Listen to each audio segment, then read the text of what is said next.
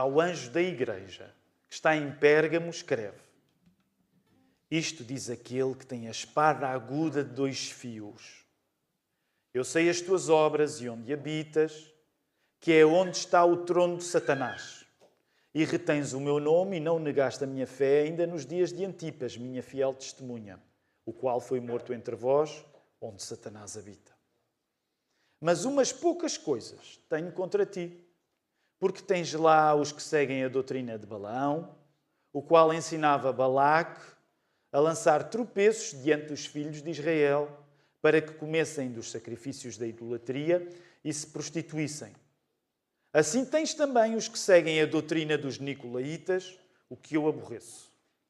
Arrepende-te, pois, quando não em breve virei a ti e contra eles batalharei com a espada da minha boca. Quem tem ouvidos, ouça o que o Espírito diz às igrejas. Ao que vencer, darei eu a comer do maná escondido, e dar-lhe-ei uma pedra branca, e na pedra um novo nome escrito, o qual ninguém conhece, senão aquele que o recebe.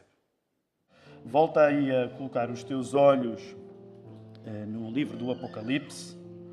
Nós vamos até ao livro do Apocalipse. Nós começamos a estudar o livro do Apocalipse no início do ano. Estamos a avançar. O nosso plano é durante pelo menos 6 meses, durante meio ano, estudarmos o livro do Apocalipse. Foi um livro que durante décadas as pessoas desejavam estudar e nós fomos livrando-nos do livro, mas agora quisemos ir até ele. A mensagem que eu te quero pregar esta manhã chama-se Jesus de espada na boca, take 2. Take 2 porquê? Porque quando nós começámos a ler o Apocalipse já apareceu esta expressão antes no capítulo 1, de Jesus regressar, aliás, de quando há a primeira visão que João, na ilha de Patmos, tem, no início deste livro, a ver Jesus, de facto, uma espada na boca, e ela volta a aparecer. Então, por conta disso, a mensagem chama-se Jesus de espada na boca e admite uma coisa, que já vamos voltar ao texto e reconhecer isso: o Apocalipse tem uma linguagem dura, tem uma linguagem radical, e neste caso Jesus está a falar com as pessoas da igreja de Pérgamo e traz logo ameaças. Ninguém gosta de ser ameaçado, mas elas estão aqui no livro e é por isso que nós queremos compreendê-las. Uma das ameaças que Jesus está a fazer, e agora estou a resumir muito, é: ou vocês, aí na igreja de Pérgamo, a igreja a quem estava a ser endereçada esta pequena carta, ou vocês se livram da corrupção, ou vou ser eu que vou livrar. Portanto, ou vocês tratam disso enquanto podem a bem, ou o resultado vai ser mais cortante quando Jesus intervir diretamente. Agora, eu não quero que tu fiques já só debaixo do efeito das palavras duras que aqui estão a ser usadas, porque de facto há uma ameaça. Eu gostava que tu segurasses esta dinâmica da ameaça com um aspecto de amor. Porque Jesus pode ameaçar-nos dessa maneira porque, de facto, Ele nos ama. E parecem duas coisas que não casam uma com a outra, vamos ser sinceros. Parece que não casa bem a ameaça com o amor. Mas eu quero que tu guardes já isso no teu coração, porque à medida que formos estudando o texto, vai ficar mais claro para ti como é que, quando tu confias em Deus, as duas coisas podem acontecer. Seres ameaçado de uma maneira que representa o amor que Deus tem por ti. Vamos orar? Obrigado, Senhor, por este encontro. Obrigado por cada momento que nós já vivemos juntos aqui na igreja. Senhor, agradecemos-te uma vez mais porque esta é apenas uma igreja. Portugal está cheio de outras igrejas que estão a fazer a mesma coisa, o que significa que aquilo que nos traz aqui não é só acerca de nós, é acerca de Ti, e que há pessoas pelo mundo inteiro que fazem isto porque Tu tens um plano de chamar uma grande multidão do mundo inteiro para Te conhecer e encontrar vida em Ti.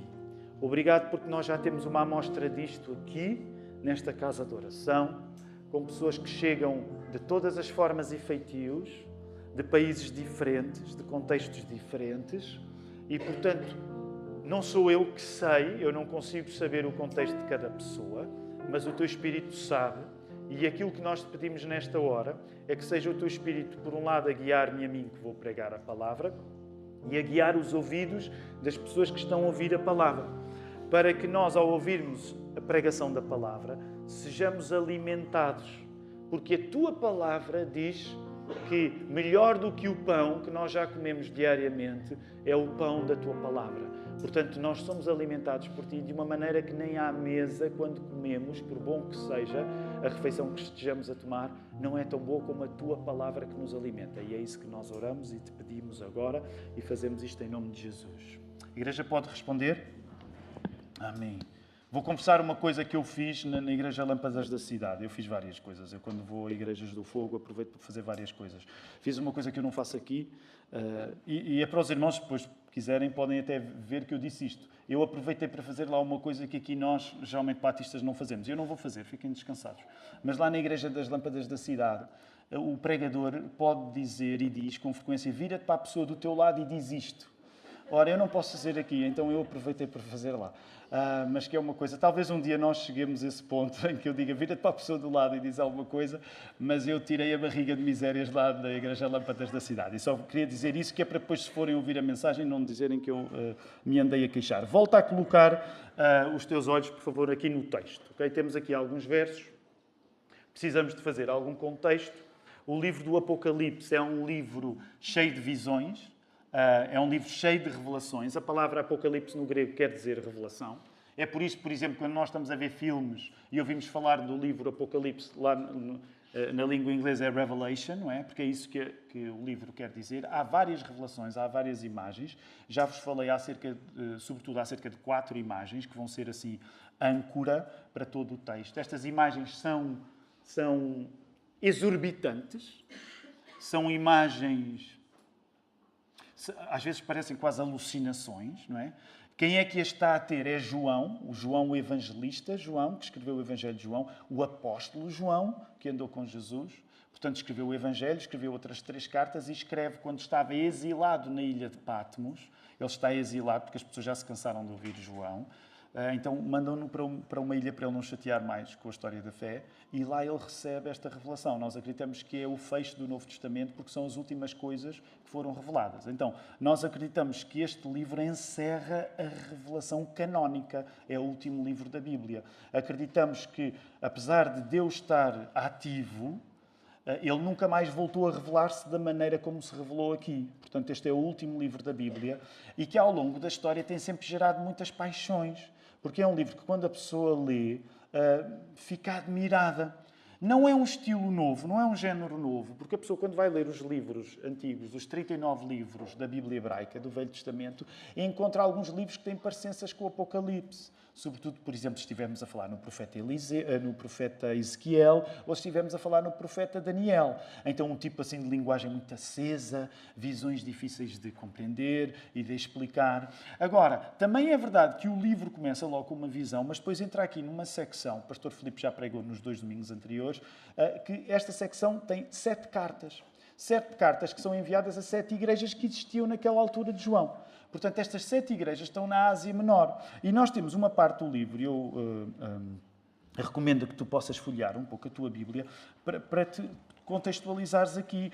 Já tratámos da primeira carta, carta de Éfeso, no início do capítulo 2. Estamos agora a tratar da terceira carta, portanto, a carta de Pérgamo. A semana passada, o pastor Filipe viu a carta de Esmirna. Cada carta a estas cidades, na Ásia Menor, são cidades existentes que, naquela altura, precisavam de ouvir alguma coisa. E Jesus revela as coisas que quer dizer a cada igreja. Portanto, quando tu estás a ler estas cartas, é como se não é como se tu estás a ouvir Jesus a falar acerca da circunstância específica que cada uma destas 7 igrejas estava a viver. Então chegamos aqui a Pérgamo. Quero fazer-te algum contexto, naturalmente não te vou levar a todos os detalhes, mas Pérgamo é uma cidade, portanto, na Ásia Menor, como tu calculas naquela época, é uma cidade de maioria pagã, portanto a comunidade cristã está a crescer, mas era uma cidade pagã. Quando nós usamos a palavra pagã, estamos a falar de tudo aquilo que não corresponde à religião cristã. Eu sei que hoje pode ser uma palavra que não usamos tanto e que soa assim meio arcaica, mas é isso que estamos a falar. Era uma cidade que naquele contexto adorava todo o tipo de deuses, só para tu teres ideia, porque adorava de facto muitos deuses. Por exemplo, adorava Asclépios. Asclépios era uma divindade pagã, porque obviamente nós não acreditamos que era uma divindade, acreditamos que só existe Deus, mas usando esta expressão, era uma divindade pagã que aparecia, por exemplo, nas moedas lá em Pérgamo.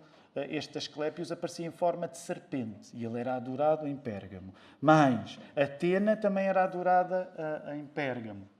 Dionísio também era adorado em Pérgamo. E mais, Pérgamo tinha um altar enorme a Zeus, que curiosamente ainda hoje existe. Mas os alemães levaram-no. Portanto, já não o encontras no lugar original, ele está num museu em Berlim. Quando eu me preparava para esta mensagem, fui investigar um pouco, porque estava a ler os comentários e, portanto, estava a ouvir que este museu existia, ou melhor, que este altar ainda existia, lá em Berlim. E, claro, cometi aquele... Não é um erro, mas às vezes é assim uma toca, onde a gente se mete. Fui ver à internet. E então, o museu em Berlim, que tem o grande altar a Zeus, reza a lenda, e depois há muitos vídeos, uns mais mirabolantes do que outros, que explicam que este museu, este altar a Zeus, foi uma inspiração para muitos arquitetos nazis. Eu não sei se tu és fã de coisas da Segunda Guerra Mundial. Eu já estou naquela idade em que me tornei. É uma coisa de idade, ali a partir dos 40 a pessoa fica fã da Segunda Guerra Mundial, como acontece. E uma das coisas fascinantes é que, eu não sei se tu sabes, mas o Hitler não só ele fez com que grandes obras fossem feitas na Alemanha, mas ele tinha planos imensos arquitetónicos para a Alemanha. E há quem diga, quando tu entras nestes vídeos do trono de Satanás, já vais perceber porque é assim que ele é referido aqui no texto bíblico, no altar a Zeus, há quem diga que muitos arquitetos nazis se inspiraram neste altar a Zeus para muitas das obras monumentais que estavam a projetar. Então é interessante. E depois, como podes imaginar, a internet faz o seu trabalho, com muitas teses, umas mais estranhas do que outras, mas é esta a cidade de Pérgamo, que tinha um altar que se crê... estamos a falar 30 metros de largura, 30 metros de altura. É uma coisa que ainda hoje, se tu fores a Berlim ao museu, tu ficas impressionado. Eu nunca lá fui, mas só das imagens na internet eu fiquei impressionado. Portanto, esta é a cidade que nós estamos a tratar. Mais ainda, não era só Asclépio que era adorado, não era só Atena, não era só Dionísio, não era só Zeus. Lembra-te que estamos a falar durante a altura em que o Império Romano domina. A cidade de Pérgamo era amiga dos romanos e, portanto, tinha enriquecido sob a vigência cultural dos romanos. Então, tens de adicionar ainda mais uma adoração, que era a adoração ao próprio imperador romano. Porque havia uma adoração que era feita ao próprio imperador romano. Então, tenta colocar-te no lugar desta gente, destes cristãos lá em Pérgamo, a que estão a receber esta carta. Era normal que, se um cristão que vivesse em Pérgamo não adorava Asclépio, não adorava não adorava Atena, não adorava Dionísio, não adorava Zeus, não adorava o imperador, ele começava a dar nas vistas. Porque estas devoções, ao não serem uma devoção do cristão, o cristão começava a dar nas vistas. E se começava a dar nas vistas, provavelmente ele começava a ser discriminado. Não só discriminado, provavelmente ele começava a ser perseguido. Então, este é um contexto que tu vais encontrar não somente na igreja de Pérgamo. O pastor Filipe já falou deste contexto nas outras duas igrejas anteriores e vais começar a ver nas restantes. O ponto muito simples é este. O contexto de Pérgamo é que, se tu levasses a tua fé a sério naquele lugar e naquele tempo, provavelmente ias dar nas vistas, porque não te devotavas ao que os outros se devotam. E o risco de sofrer por isso é real. Vais encontrar essa informação agora aqui projetada.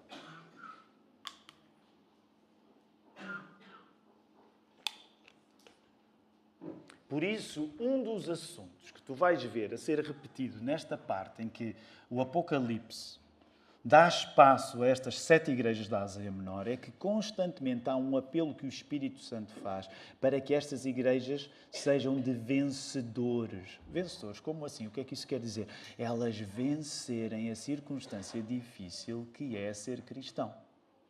E há uma moral da história que se desenha a si própria. Já estás a ver onde é que nós vamos chegar. Ser cristão sempre foi difícil. A pessoa dá nas vistas porque não vive a adorar as coisas que os outros adoram. Repara, Hoje, o desafio não é muito diferente, mesmo tendo em conta que já não há adoração a divindades pagãs na Lisboa 2026. Mas o cristão acaba por dar nas vistas porque é esperado do cristão que ele não se devote a viver para dinheiro, que ele não se devote a viver para a carreira, que ele não se devote a viver para o prazer, que ele não se devote a viver para qualquer outra coisa que é o Deus das pessoas à nossa volta. Não o Deus no sentido formal e religioso, mas que não é o sentido da vida como ele é para a maior parte das pessoas à nossa volta. Então, por causa disso, é tão difícil hoje ser cristão como já era há 2000 anos. Quero ser cuidadoso ao dizer isto. É verdade que nós temos algumas vantagens, porque aqueles cristãos parece que têm de passar por perseguições que, graças a Deus, nós não temos de passar hoje. Mas o ponto é simples e que vai percorrer todas estas cartas que são escritas às igrejas. Ser cristão custa, coloca-te em destaque. Tu destoas da maioria, vais sofrer por isso. Portanto, precisas de compreender este contexto para compreenderes também as palavras que se vão seguir e que Jesus vai dizer. Precisas de perceber o contexto para perceberes porque é que, de seguida, o discurso vai ser como vai ser. Repara, estamos aqui no verso 12, no verso 13. Olha lá. Eu sei as tuas obras e onde habitas, que é onde está o trono de Satanás.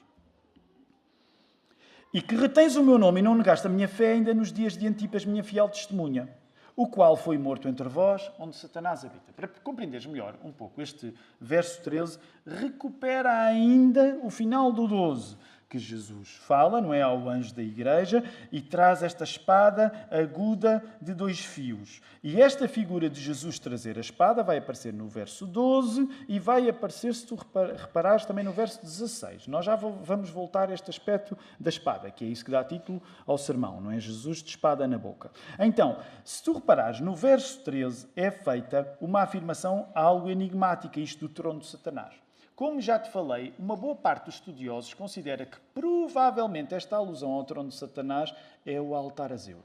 Há discussão, mas eles acham que é o mais provável. Porquê? Porque o tal altar a Zeus era tão impressionante que bate certo com esta referência que aqui está a ser feita. Então, se tu reparares, a igreja vive perto do trono de Satanás, no sentido em que faz parte de uma cidade, faz parte de uma cultura que é profundamente pagã. E diz uma coisa boa no verso 13. Retens o meu nome, não negaste a minha fé, ainda nos dias de Antipas, minha fiel testemunha, o qual foi morto entre vós, e novamente a nota do Google Maps, onde Satanás habita. Então, olha primeiro para a referência positiva que aqui é feita, porque tu estás a ouvir falar acerca de altares de Satanás e tudo isto soa assim um bocado tétrico e sombrio, mas há uma referência que é positiva que é feita a Antipas. Nós não temos muita informação acerca de quem este Antipas é, mas sabemos que ele é alguém que foi perseguido pela sua fé e que, nesse sentido, por ter sido perseguido, ele foi uma testemunha. O termo grego para testemunha é mártir, é de onde vem a nossa palavra mártir, que é aquela que é usada aqui. Então, tu tens uma referência positiva agora, apesar da igreja estar num lugar horroroso, esse trono de Satanás, eventualmente o altar a Zeus, há uma referência logo positiva. Portanto, Jesus elogia a igreja porque, de facto, a igreja teve este homem Antipas que foi um bom exemplo. Mas repara agora no verso 14. Portanto, há uma coisa boa que é dita, mas agora vem a coisa que não é positiva. Mas umas poucas coisas tenho contra ti, porque tens lá os que seguem a doutrina de Balaão, o qual ensinava Balaque a lançar tropeços diante do filho de Israel, para que comessem dos sacrifícios da idolatria e se prostituíssem. Curiosamente, não sei se reparaste, o texto que nós lemos em Miqueias mencionava Balaão e Balaque. Ora, eu não te vou dar o detalhe de todo o episódio, mas há 2 episódios que no Velho Testamento se destacam por haver bichos que falam. Não é? No Velho Testamento. Qual é o primeiro episódio onde um bicho fala na Bíblia? Bem simples. Qual é o primeiro episódio onde um bicho fala? É no jardim, não é? Portanto, no jardim do Éden, a serpente fala. Mas há um outro episódio no Velho Testamento que faz parte desta história aqui de Balaão e Balaque. Que é, eu não vou entrar em detalhes, mas quem é que fala neste episódio? É uma burra, não é uma burra que fala. Então, depois vai lá, eventualmente, se não te lembras do episódio bem ou se não o conheces, eu espero que este fiques intrigado e que vais ler, porque de facto a burra fala. E às vezes na cultura evangélica até existe aquela expressão, se até a burra de balão fala, não é? As pessoas dizem, se alguém te disser isto, provavelmente não te está a elogiar, ok? Se está a trazer a burra de balão para o assunto, provavelmente não te está a elogiar. Mas o ponto aqui agora não é tanto a burra que falou, mas o ponto aqui é que Balaão fez parte de um processo de promover a desagregação espiritual do povo de Deus.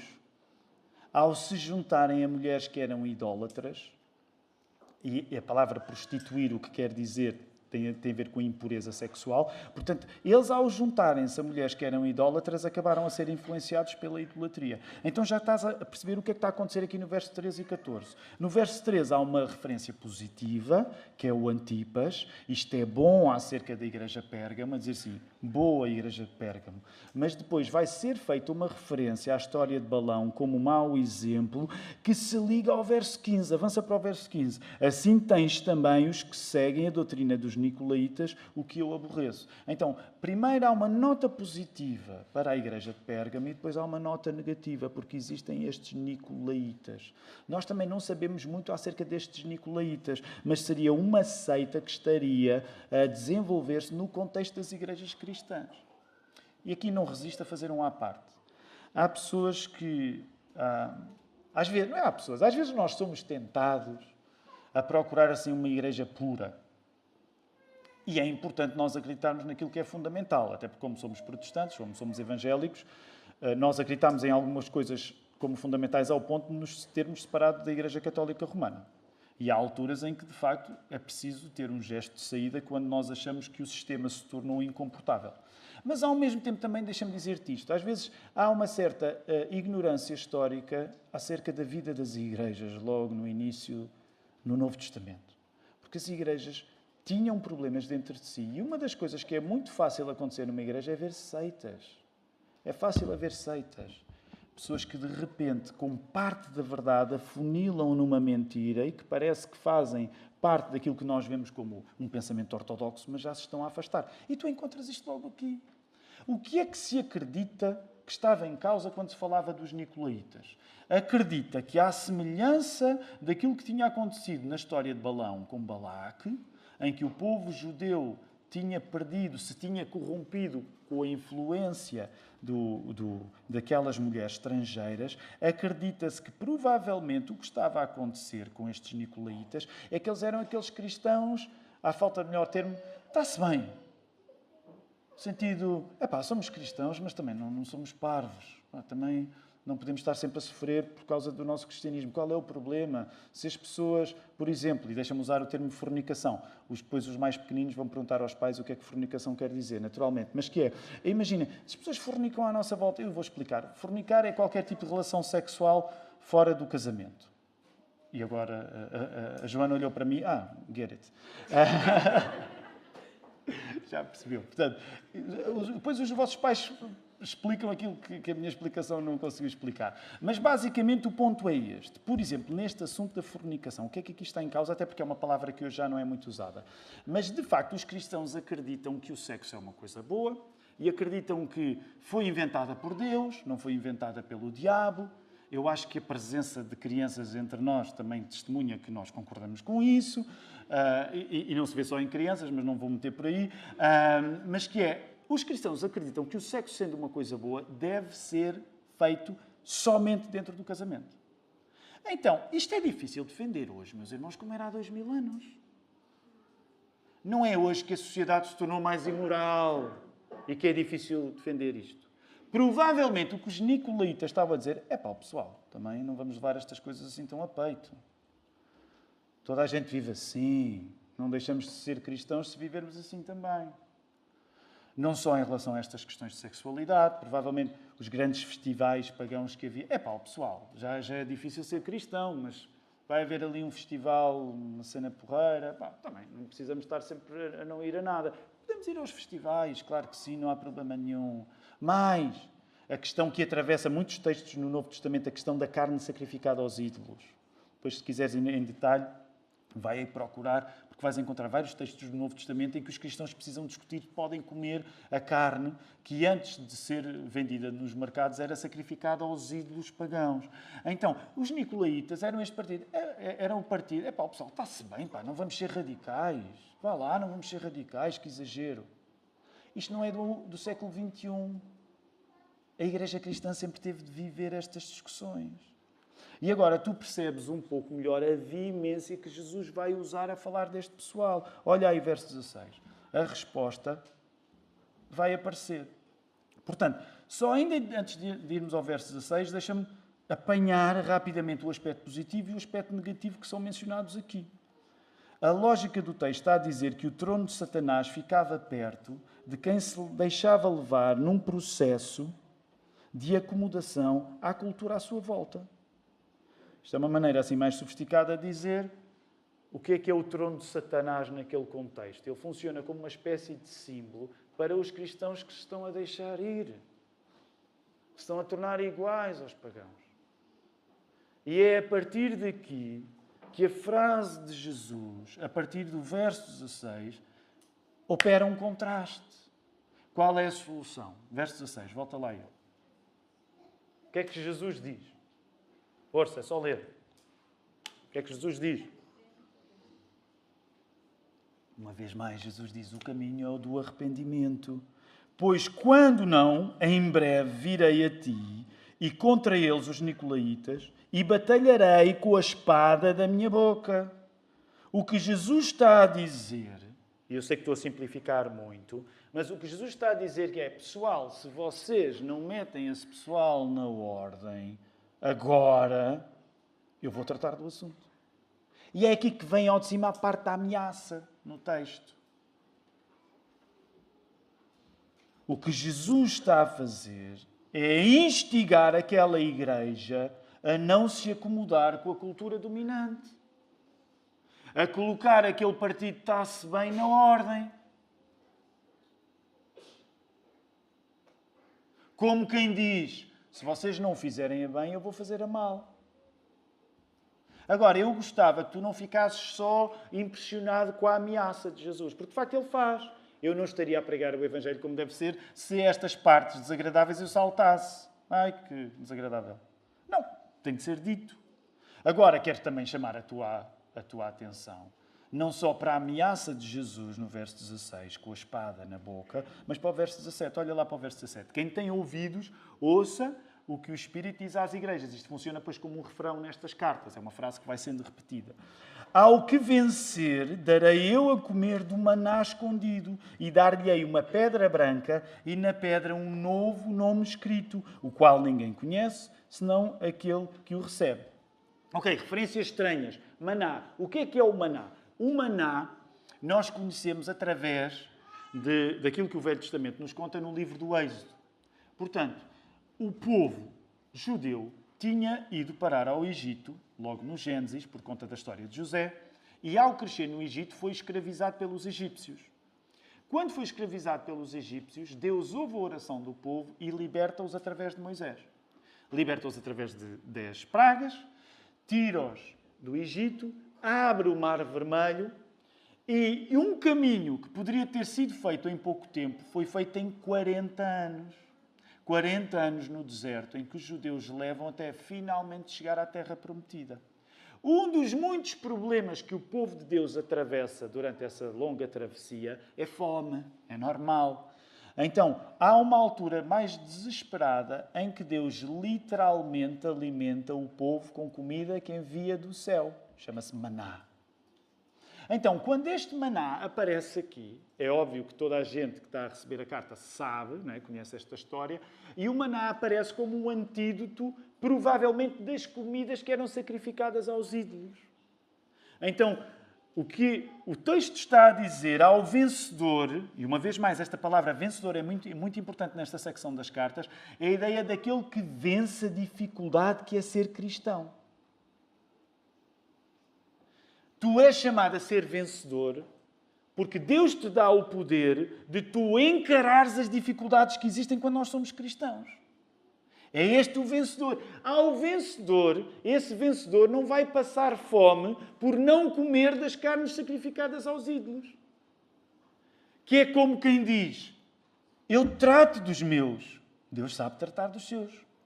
Ele não nos deixa passar por necessidades. Atenção, não entendas mal o que eu acabei de dizer. Nós passamos por circunstâncias que preferíamos não passar. A prova é que eles estão a ser perseguidos. Mas no meio das necessidades, no meio dos problemas, Jesus garante que cuida de nós. Mas tens este aspecto aqui da pedra branca. E há muitas partes no livro do Apocalipse que são difíceis de compreender. Então, por exemplo, esta parte da pedra branca, há muitas interpretações. As pedras brancas serviam para muitas coisas naquele tempo. Podiam servir para várias coisas naquele tempo.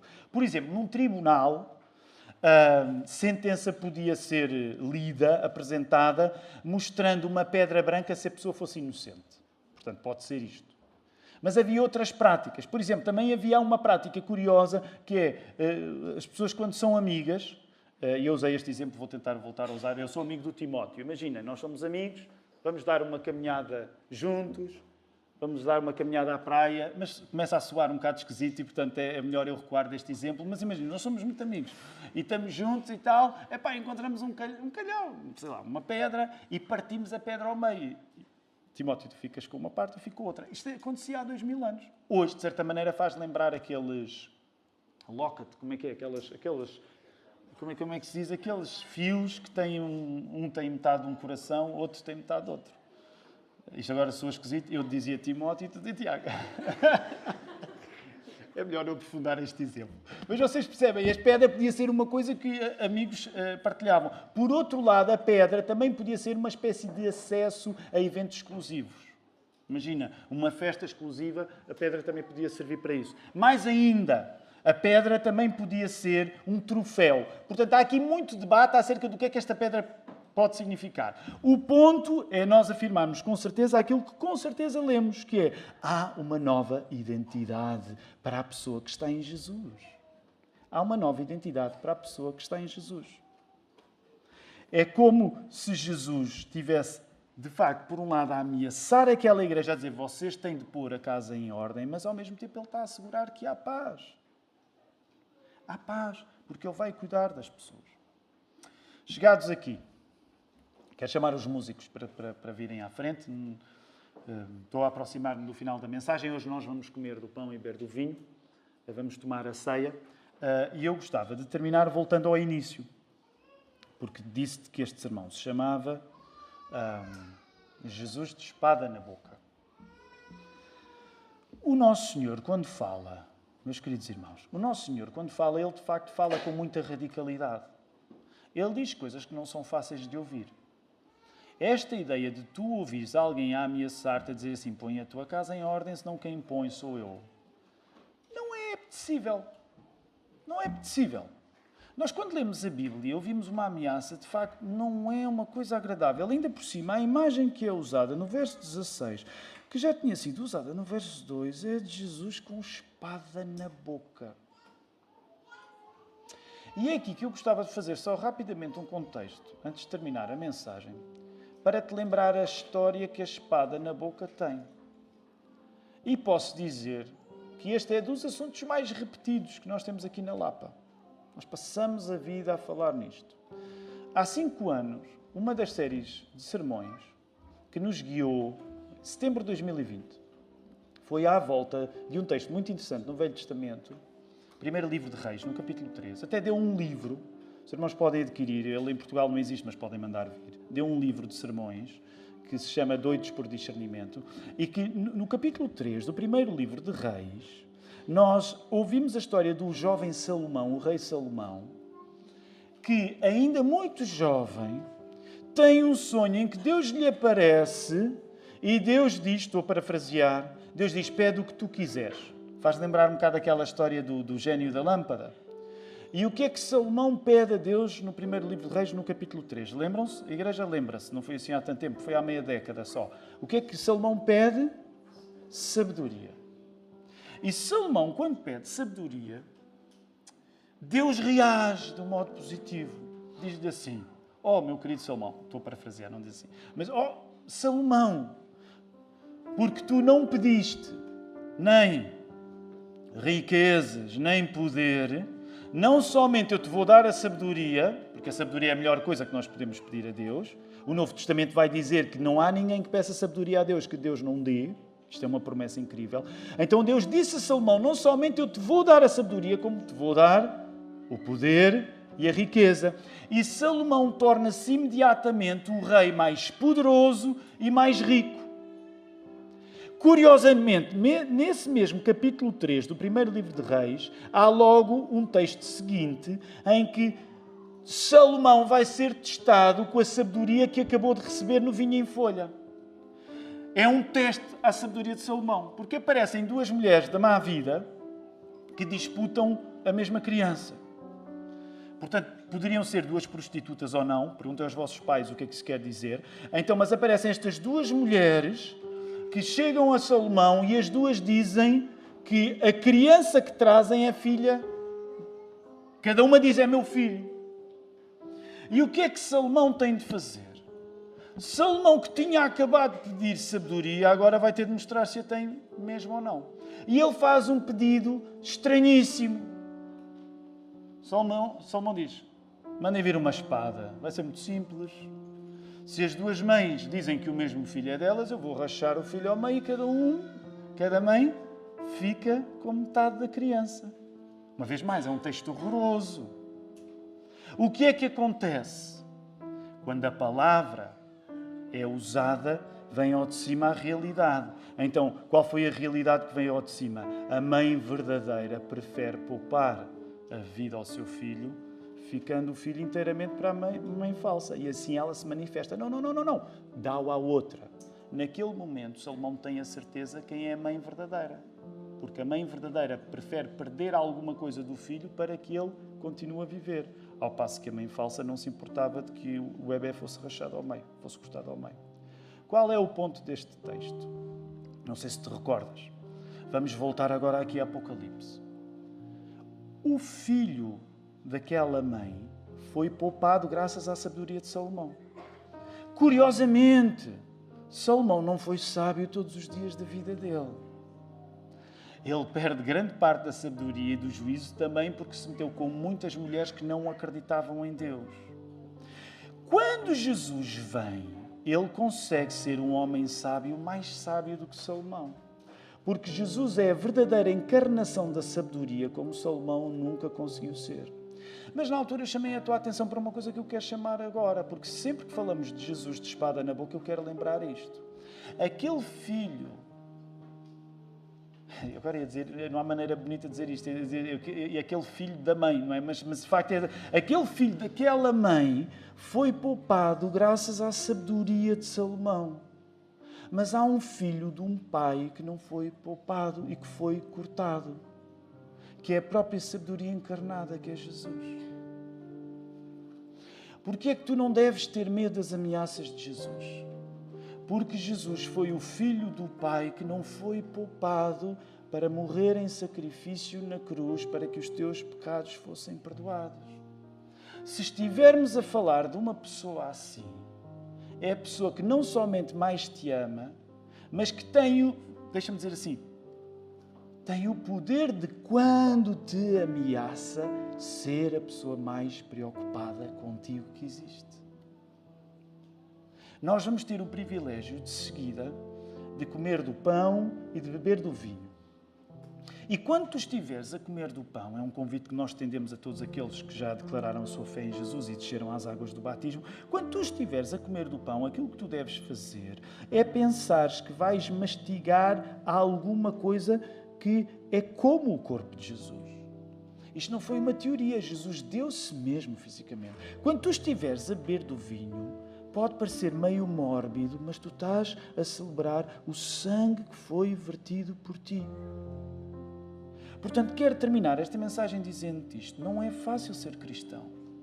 O cristão é até menos poupado, muitas vezes, de sofrimentos, dos quais seria se simplesmente fizesse tudo aquilo que os outros estão a fazer.